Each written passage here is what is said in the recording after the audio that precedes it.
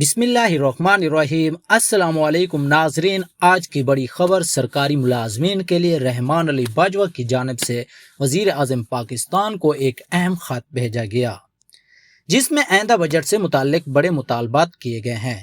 اس خط میں کیا کچھ درج ہے اور یہ کیا واقعی تنخواہیں، پنشن اور الاؤنسز میں 50% اضافے کی امید کی جا رہی ہے؟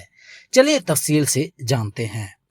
رحمان علی باجوہ جو آل گورنمنٹ امپلائیز گرینٹ الاؤنس کے چیف کوآرڈینیٹر ہیں، انہوں نے بجٹ 2025 سے 26 سے قبل ایک رسمی خط وزیر اعظم کو بھیجا ہے۔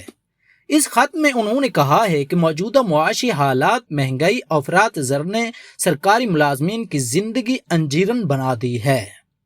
خط میں درج ذیل اہم مطالبات کچھ یوں ہیں: سرکاری ملازمین کی تنخواہوں میں 50% اضافہ کیا جائے، پنشن میں بھی 50% اضافہ کیا جائے تاکہ ریٹائرڈ افراد بھی سکھ کا سانس لے سکیں۔ ہاؤس رینٹ، کنوینس اور میڈیکل الاؤنس میں 200% اضافہ کیا جائے۔ تمام عارضی ملازمین کو مستقل کیا جائے۔ پرانی سروسز اسٹرکچرز کی بحالی اور اسکیل ریویژن کا نفاذ کیا جائے۔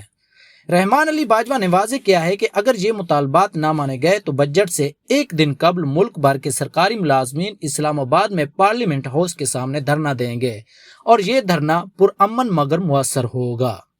اب سوال یہ ہے کہ کیا حکومت ان مطالبات کو تسلیم کرے گی؟ کیا سرکاری ملازمین کو واقعی اس بار بجٹ میں ریلیف ملے گا؟ یہ ایک اور وعدہ رہ جائے گا؟